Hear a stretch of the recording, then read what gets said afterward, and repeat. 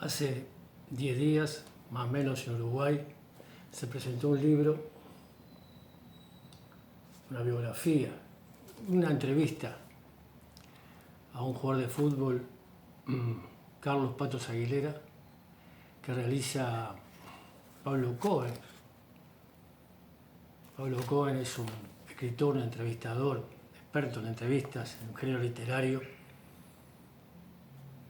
hijo de un médico que participó de lo que se llama el GACH, el grupo asesor, un grupo asesor honorario para responder en el 2020 a la pandemia.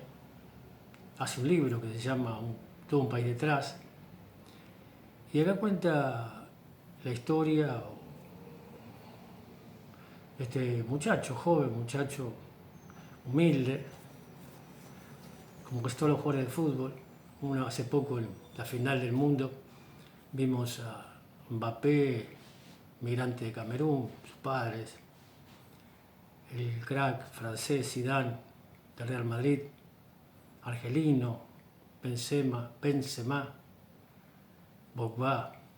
Todos son jugadores que después llegan a ser multimillonarios y no están preparados, explica, para esa circunstancia. Hoy son más cuidados, hay más profesionalismo, podría decirse.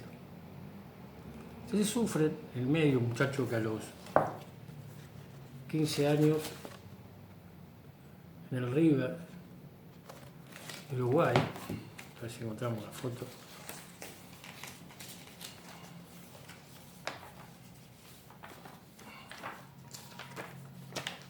El River uruguayo,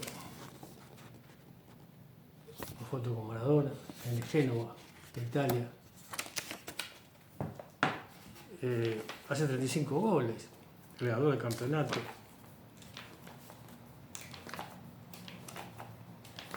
En fin, y que sufre un problema de adicciones. En un momento de su vida dice que un amigo le dice que era un mentiroso, pidiendo ayuda, y él reconoce que si era su amigo le estaba diciendo la verdad. Entonces va a su psiquiatra, Horacio Porciúncula, y enfrenta su miedo. Un proceso, dice, de redención. ¿Qué tiene que ver esto con la Kabbalah, con la Torá, con la sección Baigash, que comienza en el capítulo 44, versículo 18 hasta adelante? Que todos tenemos algún miedo, patos, como el pato, padecemos un miedo. Él dice en un momento, soy un pobre rico, alguna pobreza, pero hay distintas formas de pobreza material, uno no tiene los recursos para responder para alimentarse, abrigo, o por supuesto para responder a necesidades básicas, pero hay pobreza también afectiva, gente que no puede ser sensible, se refugia, es hiposensible o hipersensible y reacciona a los demás, al dolor. Hay pobreza intelectual, hay gente que no entiende a los otros o a la sociedad, a la cultura. Y espiritual, tiene con una creencia, quizá la más importante. Hay un núcleo duro, uno tiene una creencia y fanatiza, ¿no? No puede convivir en distintas formas, respuestas antropológicas a la realidad, llámese instituciones religiosas, tradiciones, cultura, etcétera, etcétera. Dice en un libro, Wimpy, El gusano loco, un libro de la década del 50, que todos somos prófugos. Un cuento, un ensayo. Dice, todos vivimos huyendo. Dice, porque tiene miedo el ser humano de algo. Hay un miedo que no es capaz de enfrentar. Ese patos, ese dolor que a veces hace, que en general, cuando uno lo enfrenta, ese miedo daña a terceros. Ese es el momento de la Torá Baigash, y él se acercó, Judá, como garante de su hermano, quizá el momento en que se repara el daño de Caín a Abel, Caín mata a Abel.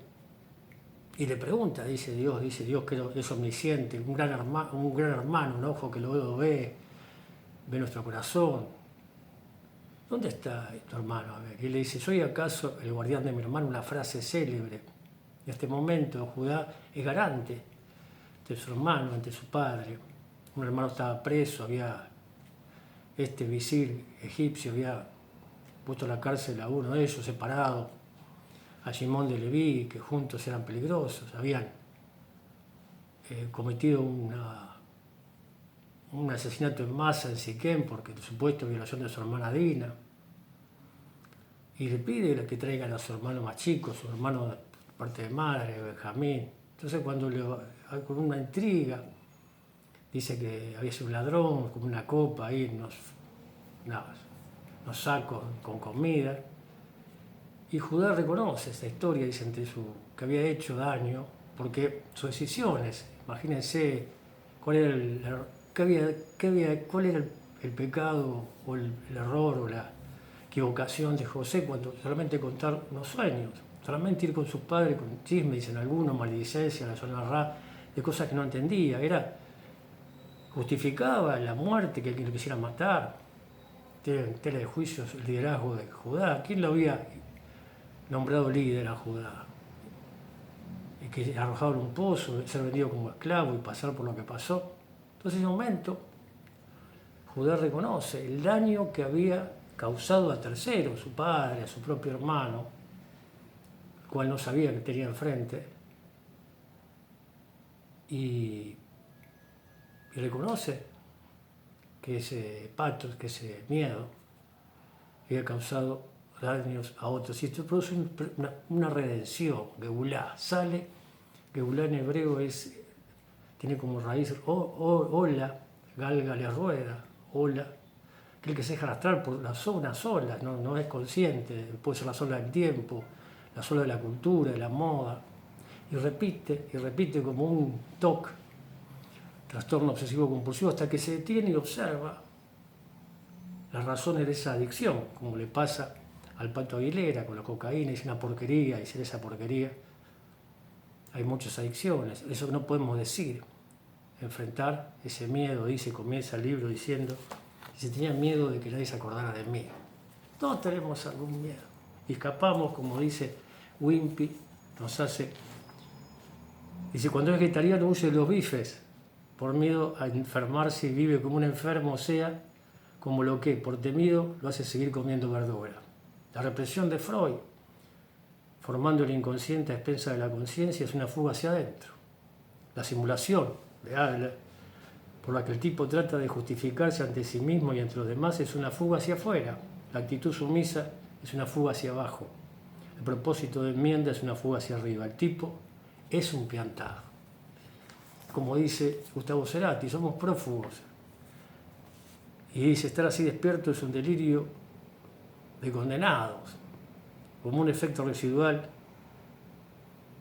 yo siempre tomaré el desvío, la huida, escapar. No tenemos dónde ir, somos como un área devastada, pienso, en Cracá. Carteras sin sentido, religiones sin motivo. ¿Cómo podremos sobrevivir? No seas tan cruel, no busques más pretextos, no seas tan cruel, siempre seremos prófugos, enfrentando ese miedo, ese patos abrazando, ese patos en términos numéricos. Cuando Jacob abraza a Satán, su obstáculo, se convierte en Israel, aquel que disuelve el Masal, el Misraim. Se escapa, sale de esa esclavitud, de su Egipto personal. Que así sea.